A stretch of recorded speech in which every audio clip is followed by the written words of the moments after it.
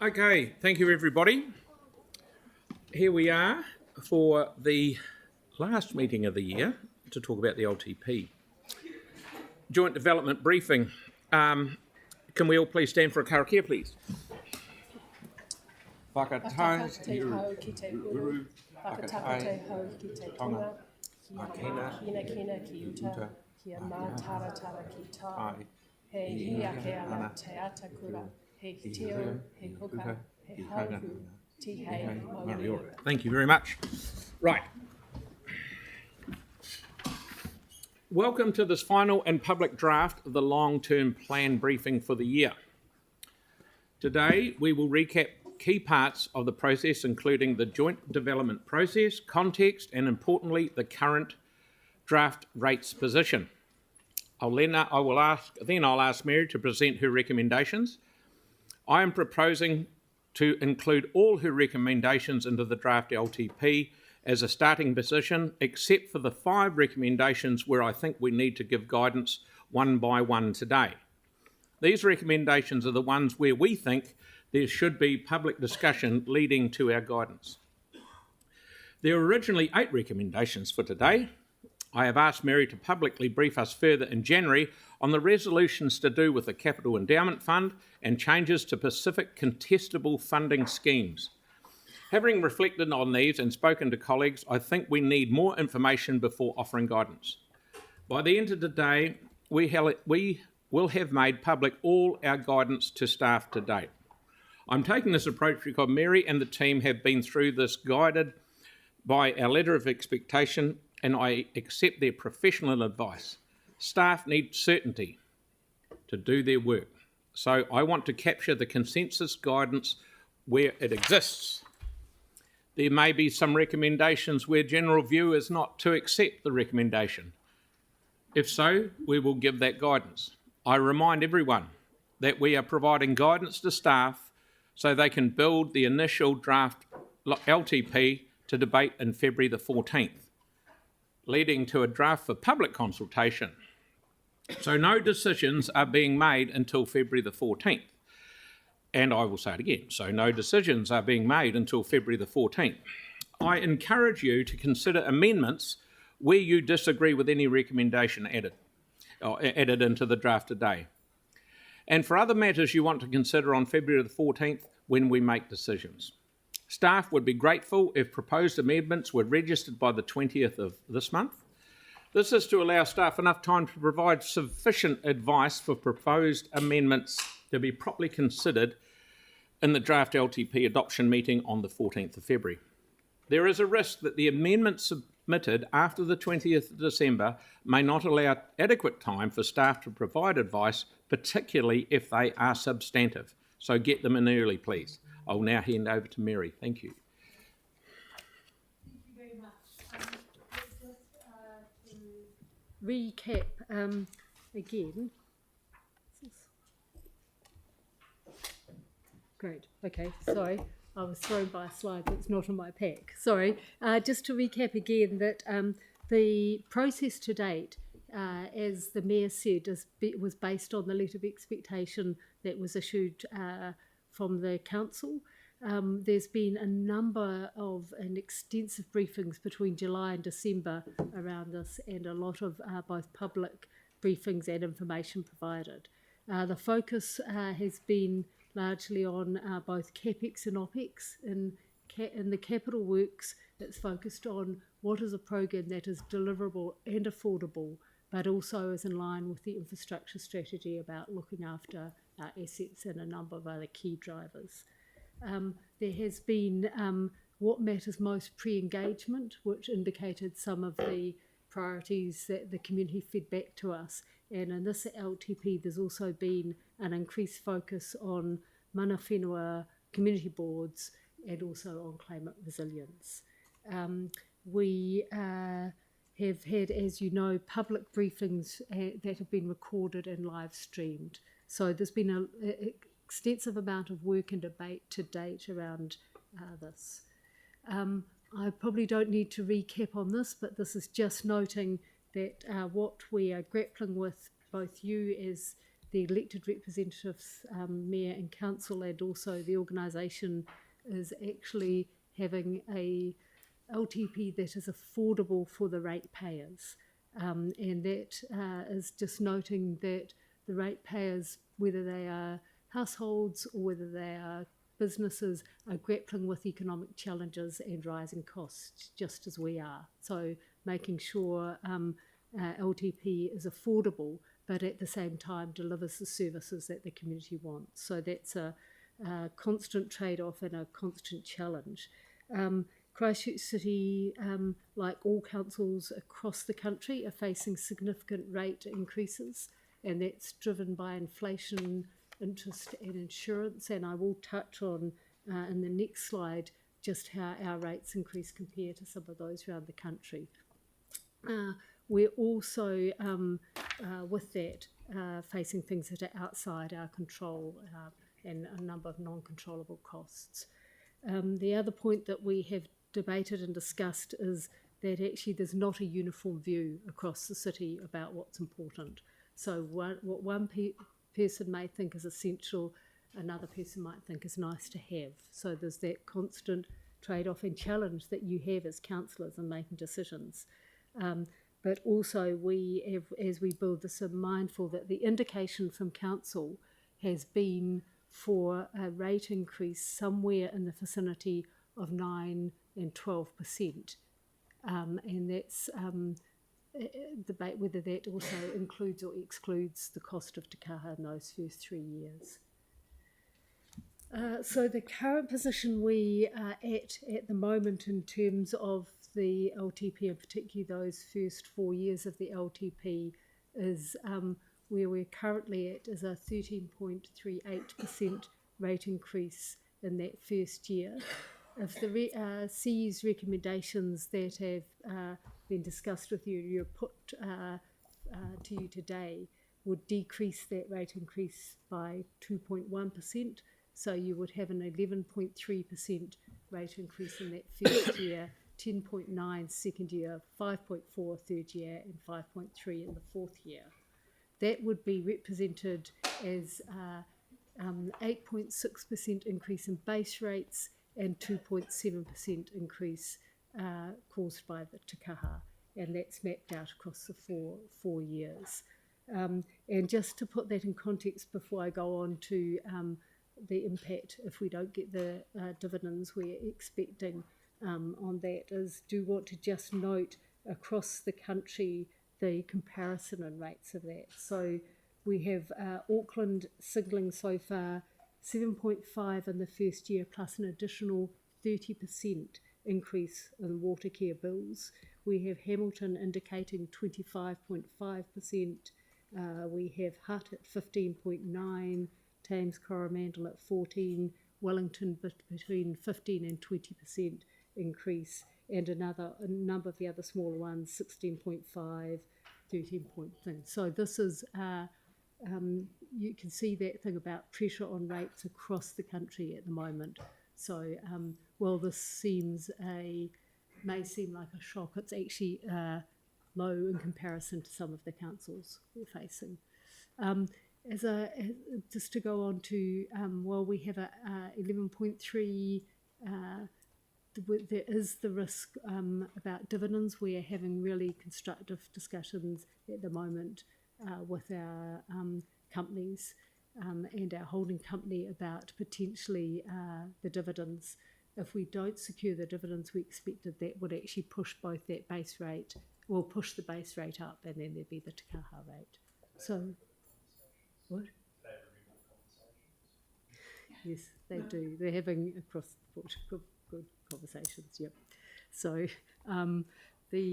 so that's where we're standing. Just to give you some context of where we're standing as we go into this debate. As you know, there's been a lot of discussions. We had discussions last week where councillors signalled some things they want more information or to discuss. And as the Mayor said, there were 8 of those identified, 3 of them are being held over for discussion next year, because just to give you more information and more consideration of that, but there are 5 we want clarity on today.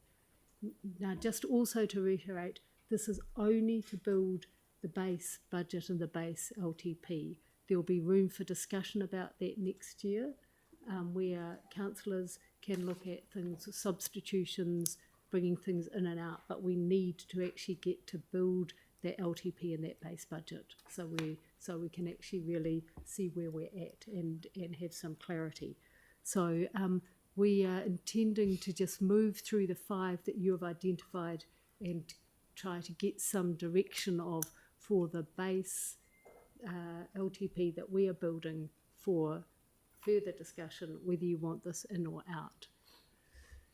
So if we move on to the first one, Economic Development Fund, we have discussed this fund. This was additional funding in year 1 to Christchurch NZ, and then that was going to flow into future years. And based on the discussions we'd had, the feedback we'd had, and also bearing in mind the challenges of affordable rates and priorities that the community told us, we were not recommending additional funding in year 1, but we were suggesting or supporting inflationary adjusting the baseline funding going forward. Okay, we'll do this one at a time. So we're not voting on any of this. We just want an indication. What's the rough indication? Put it in or leave it out? That one. Righto, I'll make a decision. Put it in. Okay, next one, please. Yes, Yanni. Questions or? You're allowed to ask questions, but we're out of here in an hour. Cool. Very quickly, because we did thank you to staff for sending around the information around the profits that I think Christchurch NZ were making from the property portfolio. I was just trying to reconfirm that the quantum that they've made is about $5 million across that portfolio. So I'm just wondering what happens to that money. So, well, I mean, it would obviously offset the not putting this in. So, but I'm just trying to understand if... But all we're doing here is deciding whether we give them the additional funding or not. Do we put it in the LTP for discussion or not? If you're not happy with it, put an amendment in. Okay, thank you, Mary. Oh, sorry, Sarah. And then Jake, sorry. I'm really wary just because we know and that we've heard from CNZ that their funding has dropped significantly because the external funding has dropped from central government, and we know that if they don't get at least some of this money, things like the film office and those kind of things will likely have to close. So I would think that we should put in something, even if we don't put in the 3.2, and I'd propose that maybe if people weren't comfortable putting the whole lot in, that we put half of that in. I support that. Can I just clarify? Sorry, maybe I want it in or out. Yeah, and so this is amendments will 0.4. be If we amendments. put this in, it's 0.4. If we say it's, I'm talking 0.46% of rates increase in year 1. Okay? So if we don't do it, we're saving ourselves 0.46%.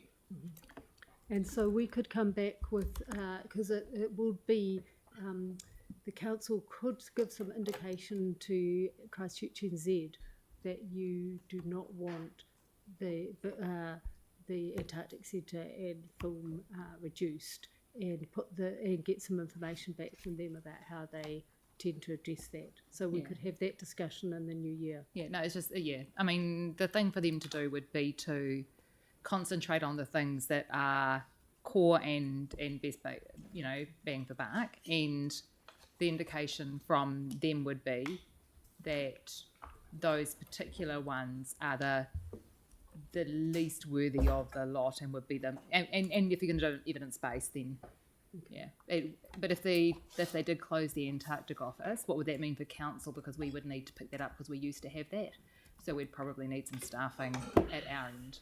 Okay. Yeah. So my recommendation would be to put this in and seek further advice about the impact of this and what would close, and have a discussion about that in the new year, and actually decide on that issue by issue rather than just putting a vague lump sum in there to cover things. Oh, you need to get LTP. So when you say put it in, Mary, that means like that's Take it out. not included. Okay. Not include the money. Okay. My particular view on this is that they should take $3 odd million out of their funding and give it to the next one that we've got down, because I don't think we're going to give them any either, because it's another 0.42%, so we're up to 1% increase in rates in the first year. So the first one's going in. Thank you. Would you like to talk to recommendation 2, please, Mary? So recommendation 2, there's been significant discussion and debate around this. So our recommendation is that the funding for the events ecosystem is deferred, so it's not put in the first 3 years of the LTP. Okay. Andre? There's a great big stadium being built as we speak. It's time to get the city humming. Now seems like the worst possible time to defer such funding for events. Sam and then Mel. Can you just clarify for me, Mary? My understanding was, and correct me if I'm wrong, when we had the discussion around the additional seats and things like that, that would actually attract. So the some of the rationale from some of the agencies was that would attract more of the events and not require the payment. So I'm just trying to understand. So that what was we've put on the budget. advice that was given at the time, and we have gone back to recheck that. So the advice at the time was, and the whole environment may have changed, but the advice at the time was clearly the additional 5,000 seats would mean that we did not need as much money to bid, because we would not be needing to buy out seats. And so that the revenue would, the additional revenue would compensate the need for additional funding for the stadium. There's also a lot of, in terms of the stadium, much of that will be done and procured by VO as well, who have indicated that they will be, and you would have seen last time, they are re-looking at how they spread their budget and use their budget to be able to still secure events. Thank you. Melanie, please. I'm not the biggest fan of the stadium, obviously, but I actually support Councillor Moore's statement. Sarah?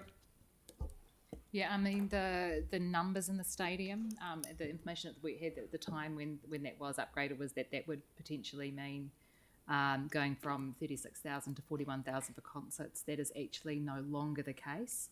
So to fit the extra 5,000 seats in, they had to shrink the field of play. So we still only get 36,000 for concerts, which is the same as Forsyth Bar. So for concerts, the numbers aren't extra revenue. It does make a difference for large sports games.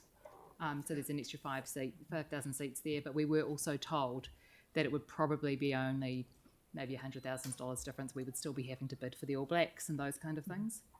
The information that we had from CNZ is that they do need a really good lead time in to do their bidding.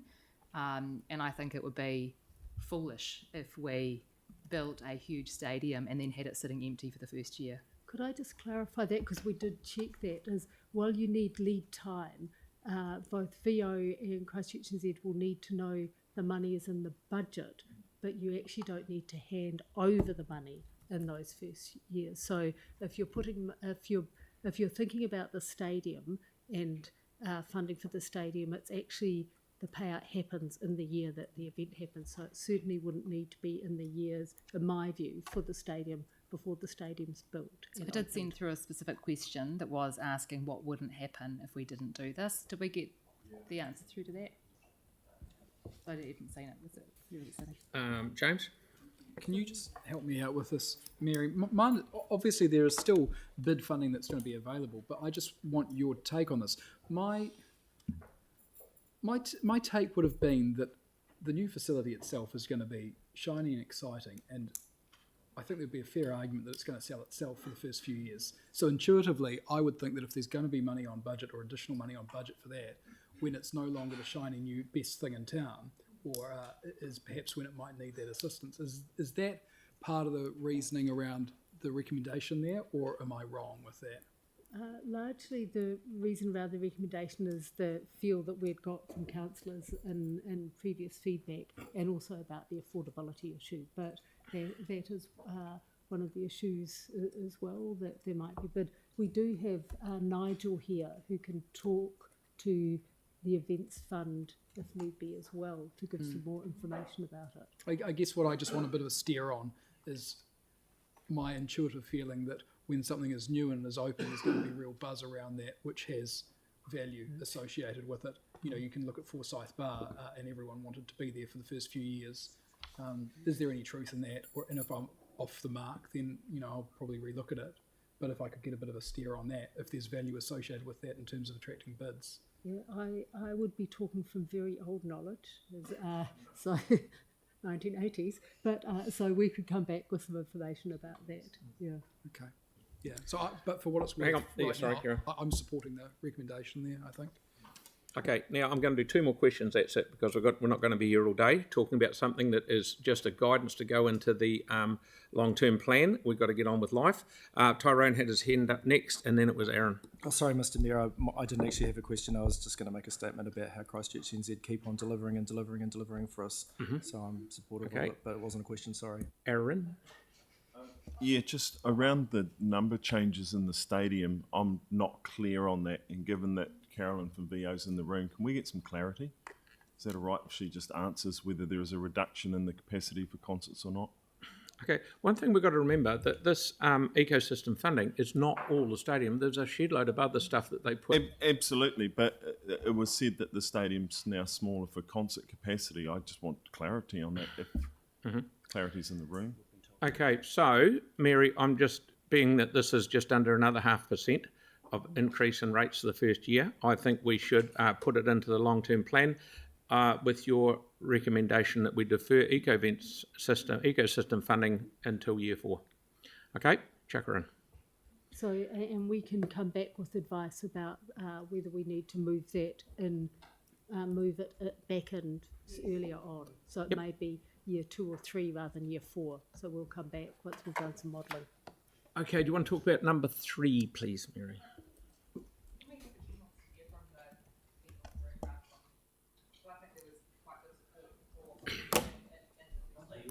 They're my recommendations. I'm putting them in. Yeah. Done. Get on with it.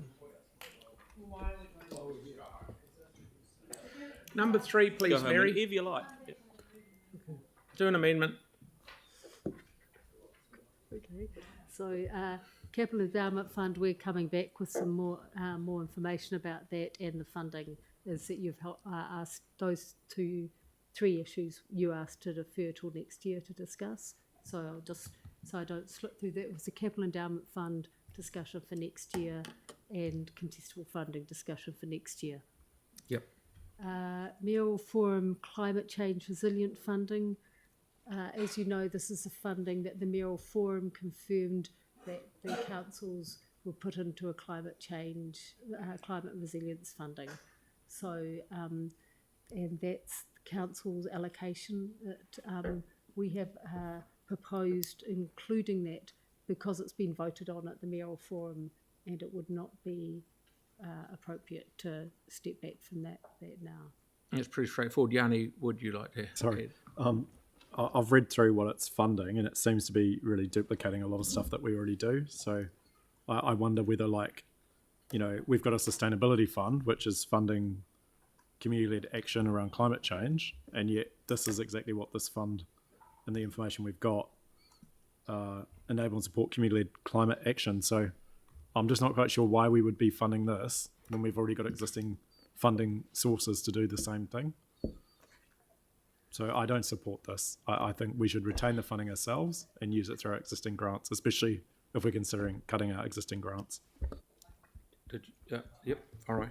So there's 2 parts to this. Yes, we do have a sustainability fund, which is similar to the community-led action part, which is one part of Action 6 in the work program for the Mayoral Forum Group.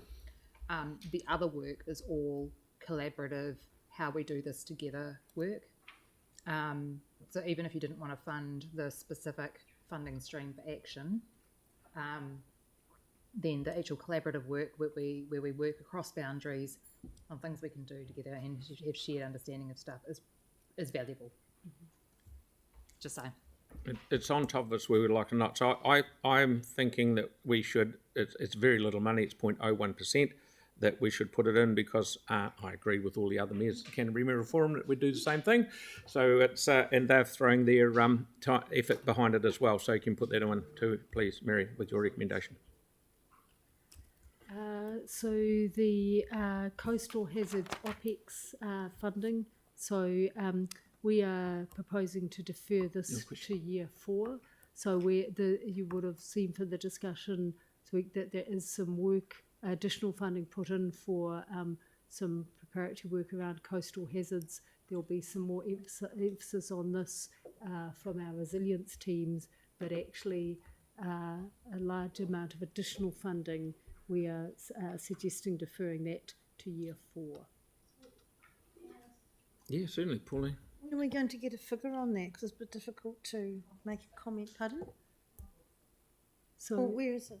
So at the moment, we are not clear of the actual outcomes that are being sought or the services that are being sought. So we could do some more costings about what we're seeking to achieve by that, and then put up a model of what that might cost. Okay, well, But rather than just deciding we want 4 new staff, that's not a decision we'd ask council to make. We'd ask council to make a decision as what do you want to achieve, and then we will say whether we can redeploy staff, new staff, find it somewhere else. so are you saying you can bring back more information on this one? Yeah, we could, and particularly after year 1 of the annual plan when we've implemented that first funding. But if you want more information early next year, we could as well. Year 1 of the LTP or year 1 of the annual plan? Yes, yeah. So in the year 1, which would be the annual plan year, Yes. but it would be year 1 of the LTP. After that. But there's other money in this program for other work. Yes, yep. Okay, so you'll bring back some more information before we make our final Before decision in February. February. Thank you.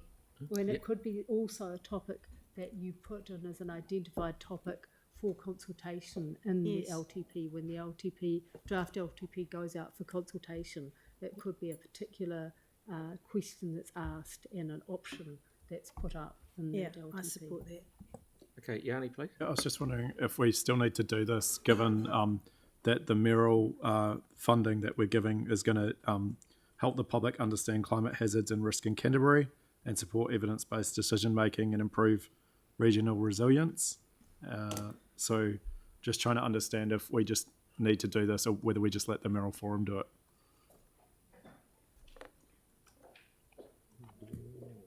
Good question. I don't actually know the answer for that. Are we on recommendation 4, not 3? Yeah. So this would be something that after the first year of the LTP, you might get greater clarity around what the mayoral forums focus on as well, and put it in your annual plan. So should we defer our climate change funding until the mayoral forum's done their work so that we can work towards informing, giving effect to what they've done? I'm just thinking of the people in Put it in Providence, the for way it is. example. Put it in the way it is. Let people know what's going on, and then they can come and have their 5 bobs worth of Yeah, love. I don't support deferring this. Melanie. Well, I absolutely support accelerating work on coastal hazards. It would be stupid if we didn't. So yeah, I think we should put it in, but we also obviously would consult on it. So, sorry, you want to put it in, but bring it forward, is it?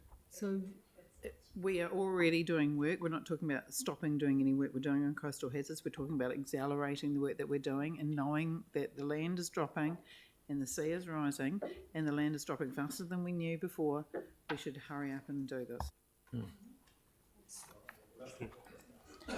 We've Yep, already had a full presentation from the adaptation team on this. So the proposal was to accelerate by doubling the team and doubling the work that they could do, so they could run 2 at once.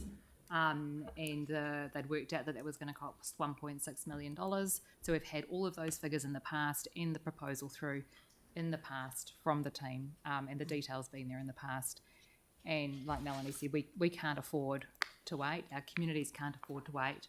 It's much cheaper for us to do this planning work now than have a large event, which then ends up meaning that we have ad hocery decision making, like we've had after other disasters. Okay, what we'll do, we'll put it in for now.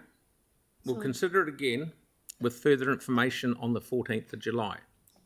February. Yeah, I can't even read my own writing.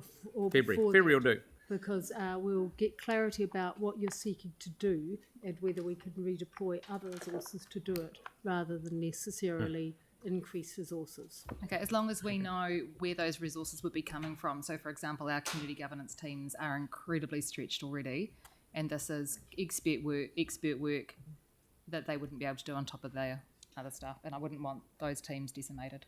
Sarah, just one quick. When you said 1.6, was that 1.6 million or 1.6%? Okay, sorry, I misheard. Yeah, thank you. Okay, Celeste. Yeah, no, I agree with the comments made in terms of speeding it up, not slowing it down, and it'll also add echo what Sarah said around making sure we're not putting this on community boards, because we know those community boards are already stretched, so there's absolutely no scope for adding on work, so we'd be looking to add in additional resourcing. I just want to make sure that that's considered as part of the proposal. One of the things we did all talk about was how we could get rid of the bump in the rates increase, and this I thought was actually very good because it was putting it out past the bump. But if people want to bring it forward, we'll put it out for now and see what people have to say. Okie dokie. So we're up to the last one, please, Mary. And just a reminder, so the public are aware of that we have already put additional money in for climate change adaptation. So this is one of the streams that we're suggesting pausing. The next one is the merging the active travel targeted rate with the UAGC, and we are suggesting to include that in the LTP. And because I'm not a rates expert, we have got the rates person here if you've got any questions about that.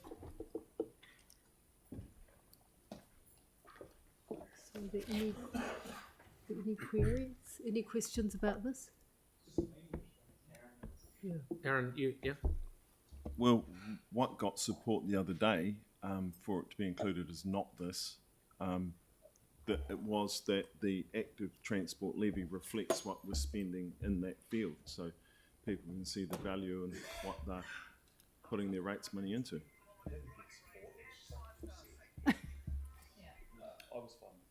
Yeah.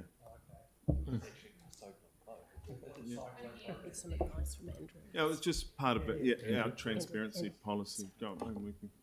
Andrew, have you got a bit of advice for us? Yeah, so I mean, that's what I interpreted as that I heard some talk of that, but I didn't feel that that was a direction from the whole council. I'm happy to be corrected on that, but generally with it's actually administratively very difficult to identify the costs associated with things that are beneath the activity level. So for things like active travel, my understanding is that it's very difficult to identify those costs for the purposes of the targeted rate. So can we get clarity on the actual merging? People are happy with this? I disagree with the answer on it would be hard to work it out. Rubbish bins, not in that column. Planting trees, not in that column. A cycleway, in that column. The bike stand, in that column. Not hard. Yeah. The head-to-head walkway, in that column. I'd rather leave it as it is, status quo. So not merging it.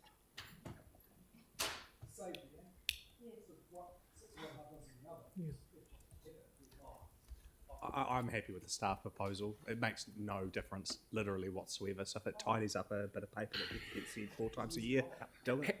How easy is it to bring back a figure, and I don't want you working yourself to death, of what it would be if we did keep it separate? Right, so we wanted to come back with a figure on what costs are for active travel, the whole of active travel. Yeah. No, I thought, no, this is just about merging at the moment. Do we merge it or not merge it? $20. Like the actual Issue. paperwork. Aaron, I know what you mean. Aaron wants active travel spelt out. What is it? What are our programs that fit into active travel and then set as the target rate? I think leave it as it is. For people So to see. just a few notes on that. So active travel is a rate per SUIP, essentially a fixed rate. So I'm imagining that if all active travel costs were included in that, we'd have a big increase in our fixed rates. That's potentially what the actual cost is, and people can see it. It doesn't mean that that's our way forward, but it means that the public might go, oh, actually, I do want to see that, or no, I don't. But we do have, I believe, one of the lowest amounts of targeted rates in the country and the highest general rate. So, I mean, it's not the end of the world. I think we've got bigger fish to fry than this, personally. I think. Pauline, when you say stick with how it is, do you mean the proposal to merge the two rates? No, just or- leave it as it is, $20 UAGC. No. Yeah, let's just go with the staff proposal. All right. Yes, so are we happy to proceed on that basis that we go with the staff proposal? Do I need to bring anything back? No. No. Okay, so next steps. Yanni, sorry, I've missed your hand there, mate. We did kind of raise when we got briefed on this around getting the possibility that instead of just going into the UAGC, that it just goes into the general rate. So is that coming back, or do I need to ask for that?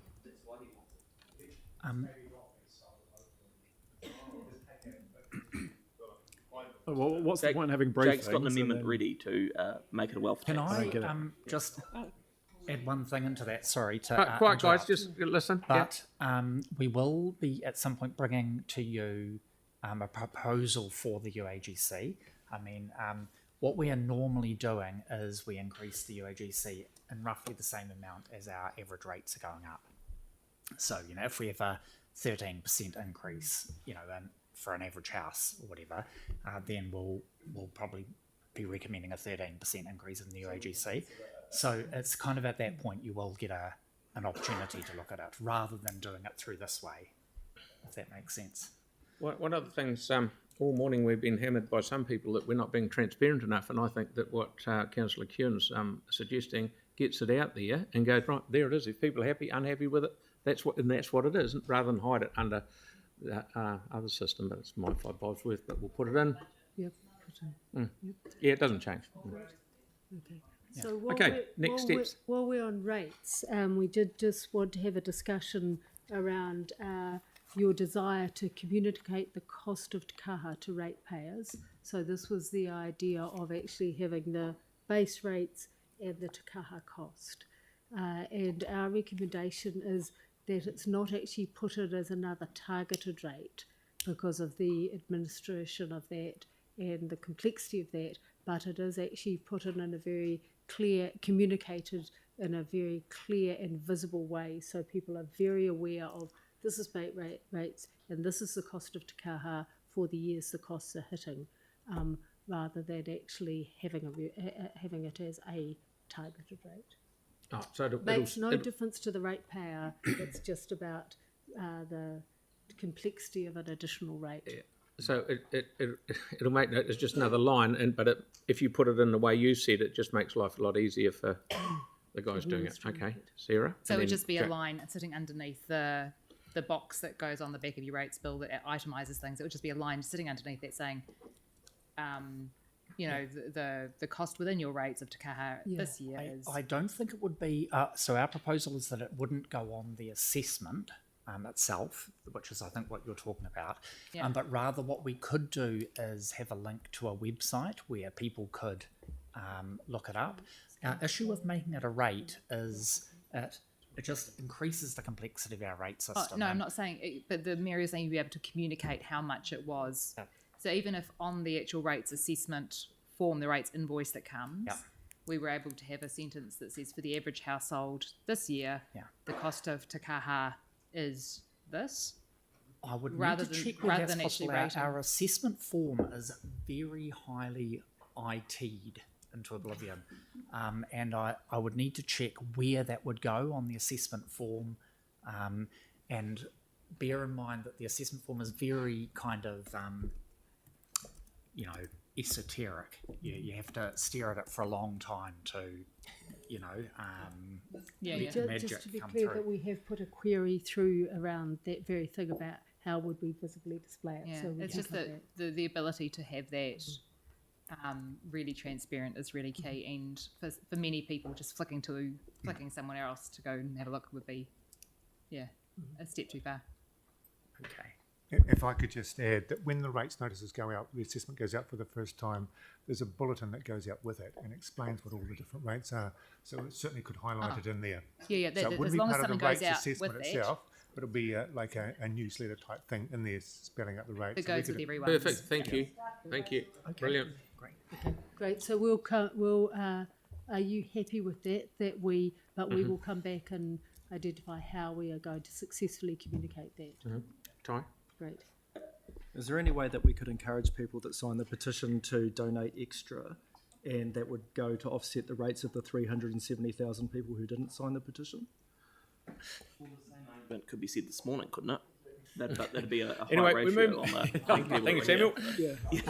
Moving right along. Great. Next Okay. steps, please, So Mary. Just clarity for next steps. Thanks a lot. Is that we are asking, so we will build these into the draft as we've suggested. We will be coming back in the new year with some additional information about the matters that we part from today, and also the matters from today that you have asked for some more information on early in the new year.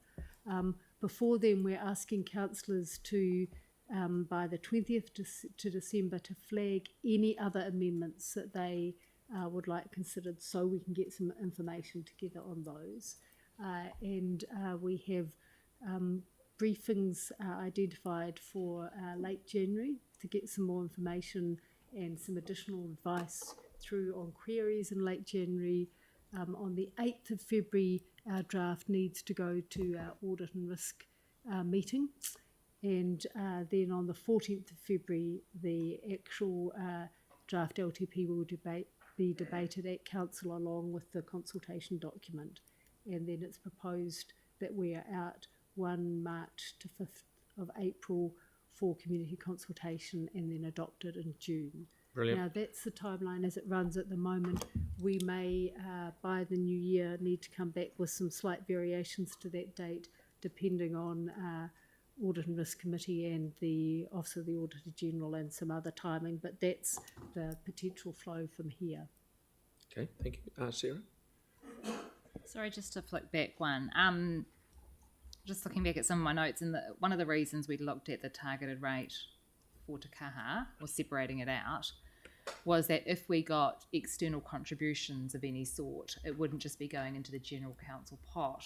It would be specifically coming off that, and so that external contributors would be able to see directly the impact of theirs on the Te Kaha funding, not just throwing money into council coffers, if you like.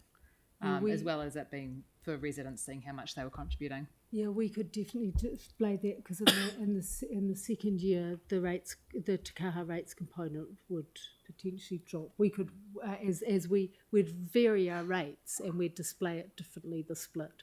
So we'd be able to store. While it is more complex, do we know how much more it costs council, like in resourcing, to actually split that out and have a targeted rate? So it is a moderately significant IT project, and for us, if, for example, we wanted to split it out in a way that didn't affect anyone's actual rates, just separate it out, we'd need 4 differentials, the same as on the general rate. So in our system, that's actually 4 new rates. And it just makes the whole thing more unwieldy. And I'm also quite strong on the idea that using the assessment form is a really poor communication tool. It's designed by lawyers and bureaucrats, and they're not the best communicators. Carry on. There you are, Helen. So can I just request? Not these lawyers. It's all in the act. Everything that we have to do. So. If you want a promotion, you're going the right way. I should say I'm Yeah. actually disappearing from council on my last day is the 5th of January, so I'm speaking rather loosely to you today. I figured I can't get fired for another. Well, congratulations. Congratulations. So it's been a great pleasure working with you all, by the way. And Thank you. I wish Can I you all request that when the draft comes, that we do have a specific resolution in it, so that it gets captured around the sort of communicating the cost of Te Kaha in every year, because otherwise it will just get lost. We know that that's how things happen over time. If we don't pass a resolution, it doesn't go into a system to make sure it's communicated. I'm happy with that as if we get the information, but I don't want to Not the targeted rate, but just saying that we will communicate it every year. So just to be clear, this isn't a formal meeting, this is a briefing. But we have captured it here, and Okay. so Amy's capturing all the Yeah, I points said and for we will February. communicate that back, Yeah, Annie, did you have a question? No, Aaron, please. Yeah. If it's easy enough to do it for the stadium, we can do it for active transport. But my one is around the regional rate for facilities. There's nothing up here about that, and how do we go about progressing that? Do we talk to the minister? Do we talk to our fellow councils? I mean, or do we just put it in the LTP and ask our people what they think, but not talk to the neighbours, which they'll say they didn't talk to us again, blah, blah, blah. But there's pressing issues. One is Te Kaha, and then the operation of Te Kaha, and there's all the other facilities that are in our patch that are theirs.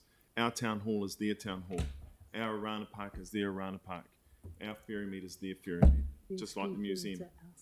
So, Are you suggesting that we'll just have a question for a regional rate in the CD? Potentially, it's just in there as a question because it's got to get progressed at some point. Christchurch shouldn't be carrying the can for all the others. So ECAN is ECAN would need to consult about a regional rate in their consultation, and they are not intending to at this stage, but we could. Can we formally ask ECAN to do that consultation for us? If we're not, that would be appreciated. Yeah, Yanni, please.